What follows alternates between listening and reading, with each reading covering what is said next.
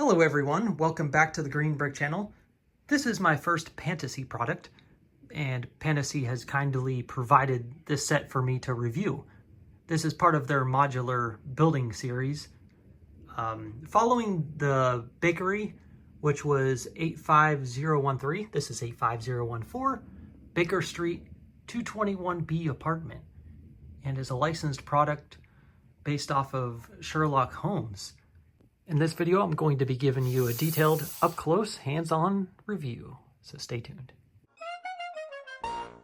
The contents of the set include 17 building stages, and each building stage has multiple bags associated with it.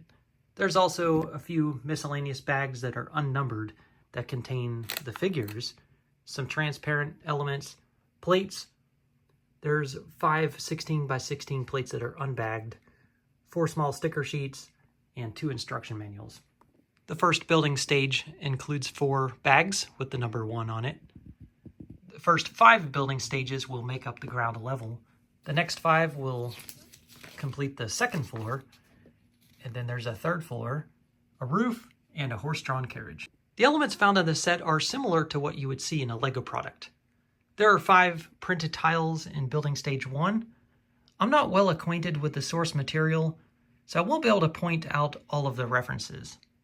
Building stage 1 is now complete. Moving on to 2. I like how the address is printed on the door.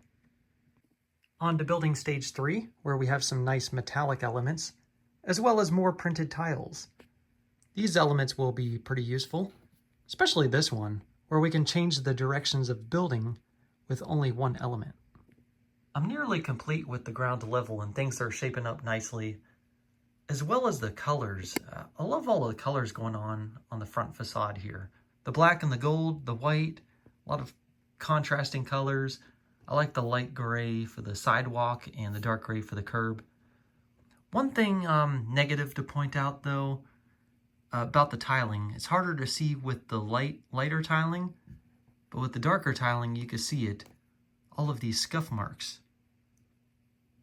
Yeah, it's just more scuffing than I'm used to seeing on the tiling work, including this Baker Street sign. It's a nice printed piece, but again, a lot of scuff marks. The first floor is completely built now. The earth green awning is a nice touch, adds to the color and shaping. We've got this sticker going across multiple pieces here. That's not really a big problem, but what is a problem is trying to reapply or correct it if you don't have it lined up how you would like it to be. The letters will start to rip and tear if you try to correct it. If applied correctly, looks great. The chairs are a nice build, and you can swivel them because they're only attached to one stud, so that adds a nice look too. The tables look realistic, being the metallic, having the metallic finish that they do. I like the flame plumes in black for decorative elements on the fence. The hanging sign is a nice touch. Guys in the UK, help me out with this. I don't know if that's maybe a subway vent. We've got a black lamppost on this side. When you come to this side, things get a little bit plain looking, as you would expect, because they're focusing on interior details more so. Though the downpipe, the rain pipe, looks good, but my biggest problem is the possibility for modular expansion on this side. There's no pin connections, and this downpipe is in the way to butt it up to another building. So, I'm not sure about that choice. It leaves you only pin connections on this side, so the bakery has to be on this side. In the back, it's pretty plain other than a door to get out. There's no extra studs for posing figures, though there is a hidden compartment in the wall, which the figures wouldn't be able to just pull apart the wall like this, but it's for us to see that there's a treasure inside. And I'll show you a detail, a crack in the wall on the interior later when I show you interior details. However, there's a treasure chest with a letter on top, some names rather. It's an empty treasure chest. The building process and instructions have been very similar to Lego, which is a good thing because I build a lot of Lego, so it's easy to pick this up and start building. Though one thing is different that Lego wouldn't do is adding multiple layers of bricks in one step. But actually, I kind of appreciate that. They make it easy with the red arrows showing where each stud goes. But there's a lot less page flipping. I hate when Lego just adds one or two pieces and then you got to flip the page to the next step. There's a lot less page flipping and a thinner instruction manual, which is good for people that have large collections of Lego. The instruction manuals do take up a lot of space. The second floor uses quite a bit of medium nougat, perhaps too much of the same color. I wish some of the interior walls were a different color for contrast, but perhaps this is how it is in the shows and the movie. Again, I don't know the source material well enough. Now, I've come across a problem. These two 3x3 plates that I have are dark brown, but they're supposed to be the nougat color. So I don't have any of the nougat color. So I'm going to have to use these dark brown. And I was trying to see if these went anywhere else, but I think I just got the wrong color. There's no parts list in the back of the instruction manuals to see if these are even supposed to be included in the set in this color. Those 3x3 dark brown plates left me with a dark brown stripe on the exterior. We'll see if the correct color shows up in another bag, but for now, here's some more cool printed tiles. The second floor is now complete, and up front we've got this nice looking balcony, all decorated with colorful flowers, some of it being attached to the black wrought iron railing, which a cat is walking across. We've got a bird sitting on the windowsill there. Everything's looking good up front. On the side here, we have the continuation of the downpipe, as well as decorative details for the chimney. In the back, we've got some windows and this little opening window, I guess. We've got some masonry bricks showing through on this side. And now let's get this attached to the first floor.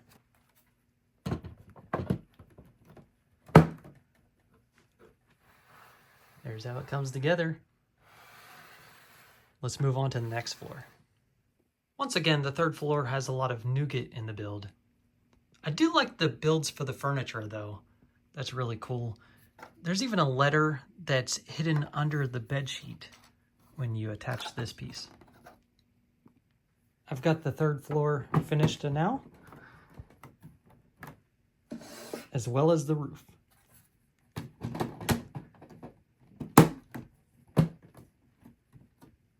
The horse and buggy is built, and now for the characters. Here's how the figures look out of the package.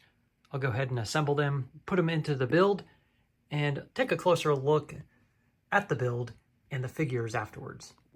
These are the extra pieces I was left over with, including 2 extra hands. Now you've got to hand it to the set designer. This is well executed. The finished product looks great. It's a lot taller than I expected.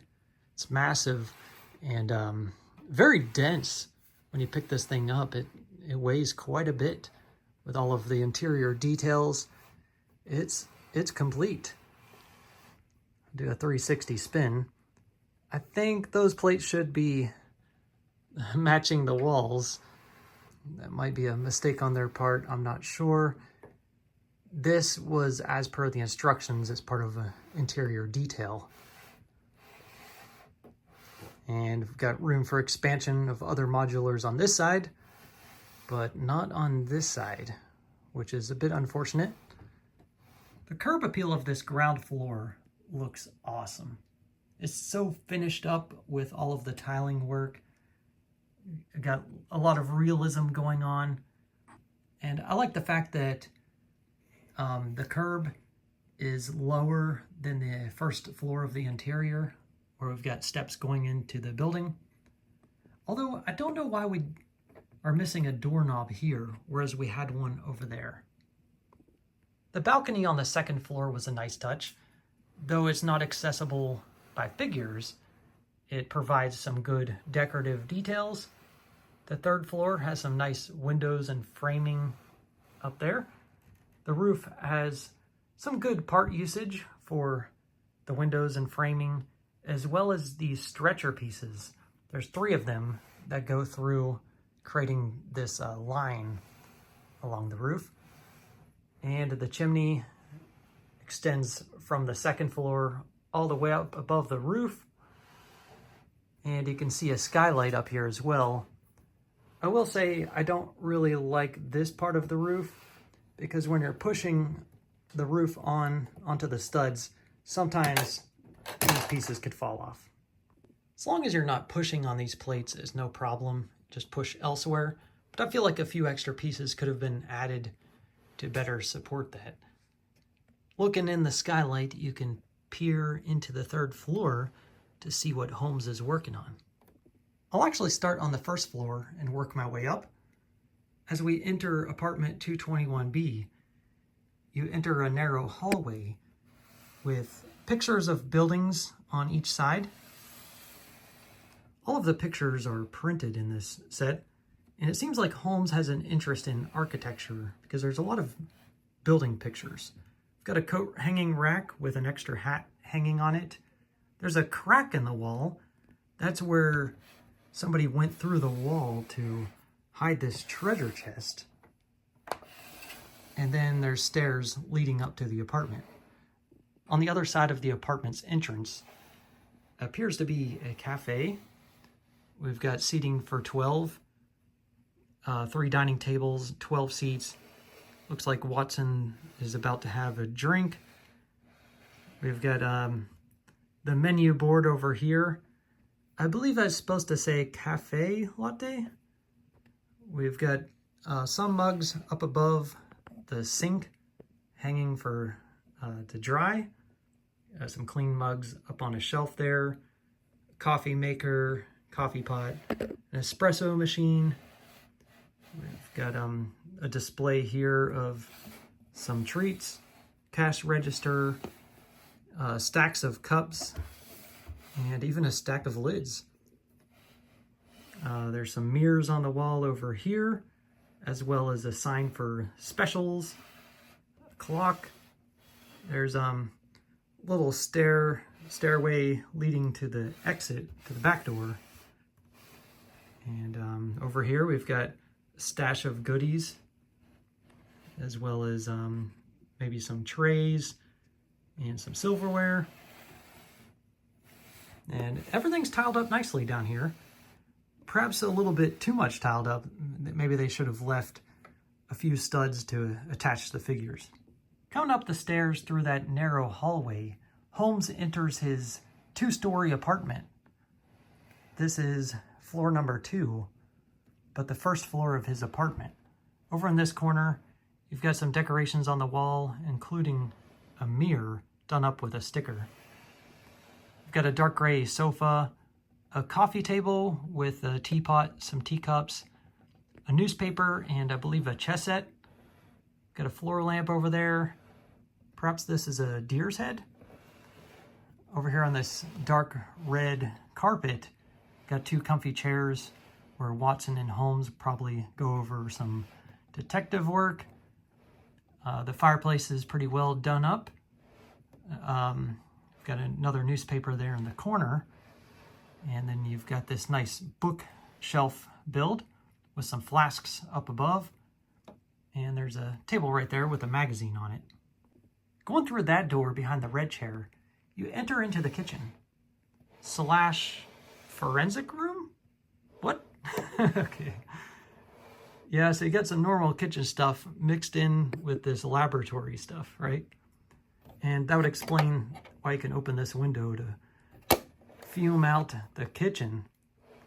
Anyway, you've got your normal kitchen stuff, your stove, maybe a dishwasher, a sink, a towel hanging over there on the left.